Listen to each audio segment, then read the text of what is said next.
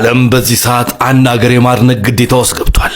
11 ሀያል ሀገራትን ቀጥ አድርጋ ያዘች፣ በጦርነት የተፋለመች እሷም ኢራን ትሰኛለች። በቴክኖሎጂ እንዲሁም በጦርነቱ ተገዳዳሪ ግን አላገኘችም። ከአሜሪካና ከእስራኤል ውጪ ማንም ሊተኩስባትም ፍቃደኛ አይደለም።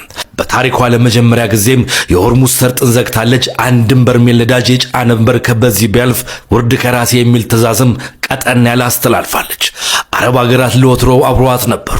ላይ ግን ኢራን ፊቷን አዙራባቸው ድሮን እየዳከች ሚሳኤሎችን እያስወነጨፈች ብትመታቸው እነሱ ከመከላከል ውጪ ሌላ ምንም አማራጭ የላቸውም። ለመተኮስ ፍቃደኛ አልሆኑም።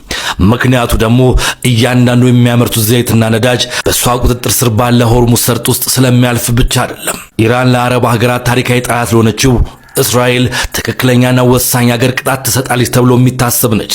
ታዲያ በዚህም አለበዛ እስራኤልን ከሚያስጨንቁ ሀገራት የኢራን ድጋፍ ቀጥተኛ አለበት። ሚሊሻ በማደራጀት ቴክኖሎጂ እንዲሁም በጦር ኃይል የተደራጀን ድጋፍ በማድረግ ለአረብ ሀገራት ከየመን ጨምሮ በውስጥ አዋቂነት ድጋፍ እንደምታደርግም ይታወቃል። ታዲያ አሁን ፊት አዙራባቸው እነሱም ብደበድብም እነሱ ምላሻቸው ግን ሆድ ይፍጀው ነው። ቀደም በንጉሳዊ ዘመን ከ1979 በፊት ከአሜሪካ ጋር ወዳጅ ነበረች። አሁን ደግሞ ታሪካዊ ጠላት። ምክንያቱ ደግሞ 1979 ላይ ሙስሊም አመራር ኢራንን ስለተቆጣጠረና አሁን ላይ ከአሜሪካ ጋር ያላቸው አመለካከትና አስተሳሰብ እጅግ በጣም ለየት ያለ ስለሆነ ነው። እዛም 8 ዓመት ሙሉ ኢራንና ኢራቅ ጦርነት ሲያካሂዱ አሜሪካ ኢራንን ደግፋ ደማቸውን ስታፈስ የነበረችው እዚህ ደርሶ አሜሪካ ኢራቅ ላይ ስትቀየርም ይሁን ይበልሽ ብላ ስር የሰደደ ታሪካዊ ለውጥን አድርጋ ጂኦፖለቲክሱን መቆጣጠር ይቻለችው። ቻይና፣ ራሽያ እና ሰሜን ኮሪያ እባክሽ ስማችንን ጥሪ እያሉ የሚጠባበቁ ይመስላሉ። አግዙኝ እስክትል ሶስተኛ የዓለም ጦርነት ይመጣ የሚያስብለውን እርምጃ ለመውሰድም ዝግጁ ናቸው። ታዲያ የኢራን ጥንካሬ እነዚህ ሀገራት ላይ ጦር መምዘዟ እናንተ በምን ትመለከቱታላችሁ? የእሷ ጥንካሬ ወይስ ከሁሉም ጋር መባላቷ እንደ ቀሽምነት ይቆጠርባት ይሆን? ይህ የሚኖረው ኢራንና አሜሪካ ጦርነት ወደ ሀገራችንም ሊዛመት ያሰበ ይመስላል። ሱዳን አሁን ላይ ክስም እያቀረበች ይገኛል። ከኢትዮጵያ የተነሱ ድሮኖች ስትራቴጂ ቦታዎችን አውድመውብኛል፣ ለዚህም ኢትዮጵያ ተጠያቂ ነች፣ እንደዚህ ከሆነ ደግሞ አጸፋዊ ምላሽም እንሰጣለን እያሉ ይገኛሉ። ታዲያ በየካቲትና መጋቢት ወር መጀመሪያ የተደረጉ ጥቃቶችን የተነሳው ከኢትዮጵያ ምድር የተነሱ ድሮኖች ናቸው እያጠቁን ያሉት፣ በዚህም ደግሞ ትዕግስት የለንም ሲሉም ተደምጠዋል። የሱዳን ውጭ ጉዳይ ሚኒስትር ይህን ክስ ያቅርብ እንጂ በኢትዮጵያ ወገን ከዚህ በፊት አስታራቂ ለመሆን የተሞከረበትን ማካሄድ የተጠቀሰ ነበር። ታዲያ ነገሩን አሳሳቢ ያደረገው የሱዳኑ ጀነራል አሜሪካ እግር በእግር ጦርነት ከጀመረች እኛም ብርጌዶቻችን እንልካለን ባሉበት ማግስት መሆኑ ነገሩን ከፋ ያደርገዋል። እዛም ነው ዓለም አቀፍ ሚዲያዎች ትኩረታቸውን በአፍሪካው ቀንድ ሀገር አድርገው ምናልባትም ኢትዮጵያ ኃያልነቷን ለማሳየት እየጣረች ነው አሊያ ሱዳን ያለችበትን ነገር ወደዚህ ማላከክ ፈልጋለች። ሁለት ጎራ ከፍለውም እየተነጋገሩበት ያለው ኢራን ለሁለት ተከፍላለች። የአያቶላ አሊ ካሜኒ መሞት ተከትሎ ኢራናውያን ለሁለት ጎራ ተከፍለዋል።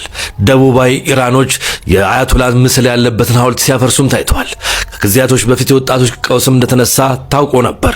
ታዲያ ይህን አጋጣሚ የተጠቀሙበት ኢራናውያን ወጣቶች አያቶላ አሊ ካሜኒን ሐውልት ሲያፈርሱም ተመልክተዋል። ፎክስ ኒውስም ዘግቦታል። ታዲያ በዚህም ኢራናውያን ጥልቅ ሐዘን ላይ ናቸው።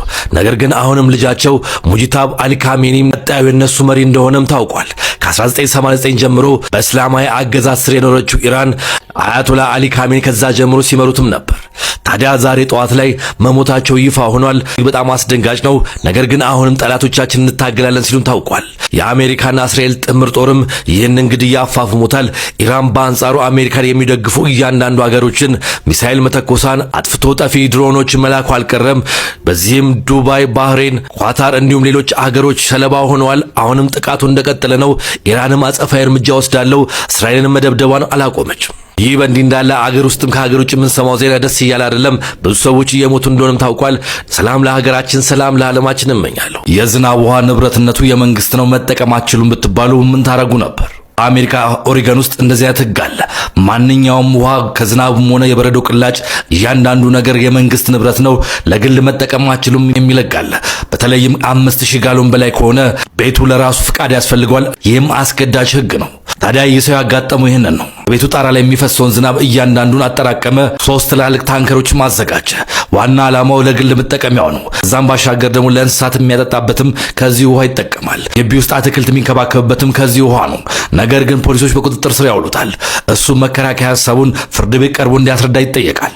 ፍርድ ቤቱም የመንግስትን ንብረት ተጠቅመሃልና በዚህም ክስ አለበት ተባለ።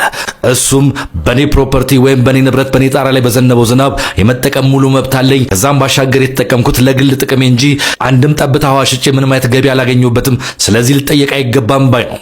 ፍርድ ቤቱ ግን የትኛውም አይነት ጠብታ ውሃ የመንግስት ፍቃድ ከሌለበት መጠቀም አይችልም። ስለዚህም በዚህም ጥፋተኛ ነው ብሎ 1 ወር እስር ቤትና $1500 ቅጣት አስተላልፎታል። ቤት ውስጥም ያሉትን እንዳለ ታንከሮች አውጥተውም በግድ ወደ መንግስት እንዲገባም አድርገዋል። እናንተስ ይህን ጉዳይ እንዴት ትመለከቱታላችሁ?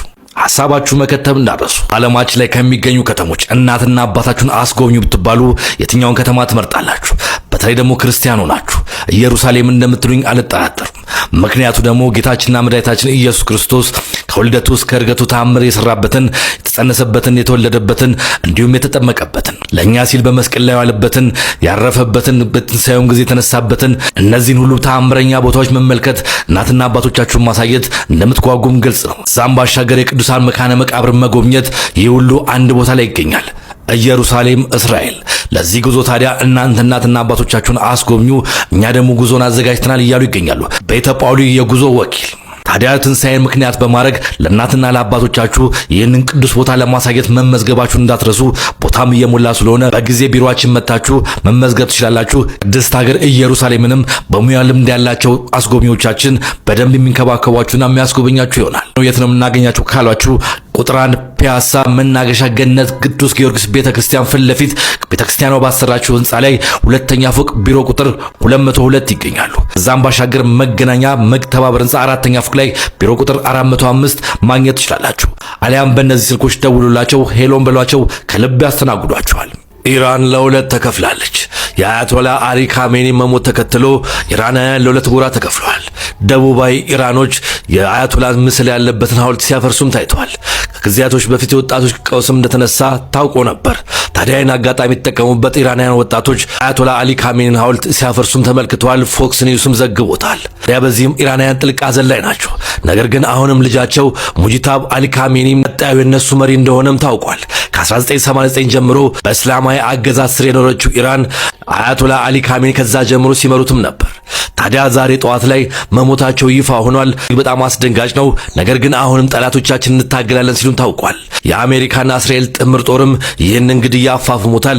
ኢራን በአንጻሩ አሜሪካን የሚደግፉ እያንዳንዱ ሀገሮችን ሚሳኤል መተኮሳን፣ አጥፍቶ ጠፊ ድሮኖች መላኩ አልቀረም። በዚህም ዱባይ፣ ባህሬን፣ ኳታር እንዲሁም ሌሎች ሀገሮች ሰለባ ሆነዋል። አሁንም ጥቃቱ እንደቀጠለ ነው። ኢራንም አጸፋዊ እርምጃ ወስዳለው እስራኤልን መደብደቧን አላቆመችም። ይህ በእንዲህ እንዳለ አገር ውስጥም ከሀገር ውጭ የምንሰማው ዜና ደስ እያለ አይደለም። ብዙ ሰዎች እየሞቱ እንደሆነም ታውቋል።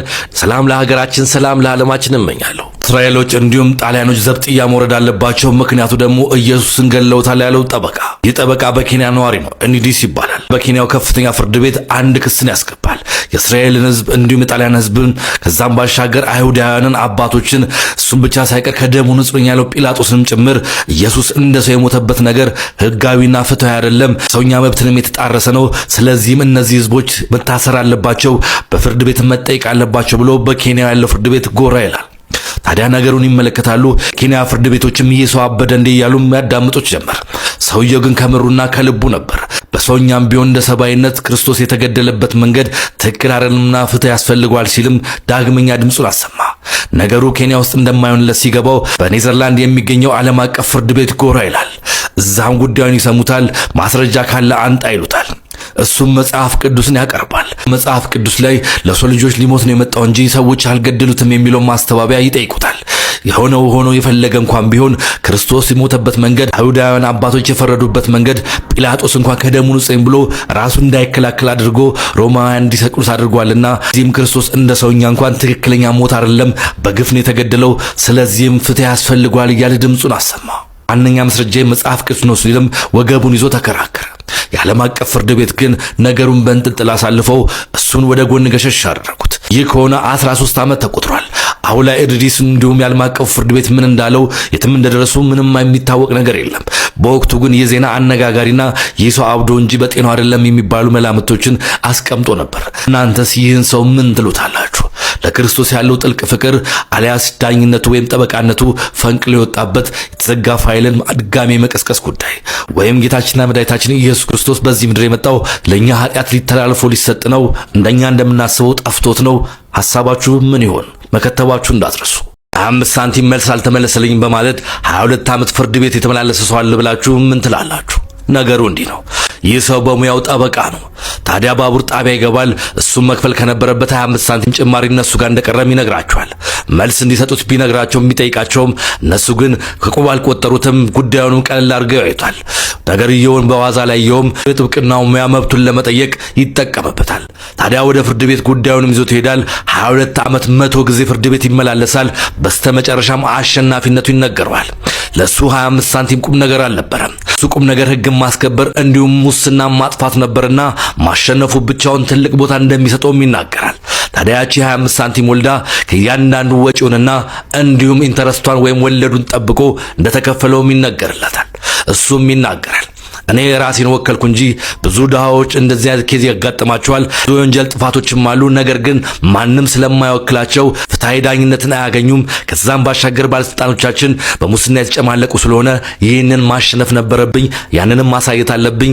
ሕግ መከበር አለበት፣ ለሙስናም ቦታ መስጠት የለብንም ይላል። እናንተስ የዚህ ሰው ድርጊት ምን ትሉታላችሁ?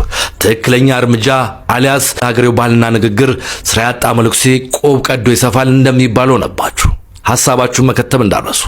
ይህ የሚኖር ሕይወት ነው። ሰላም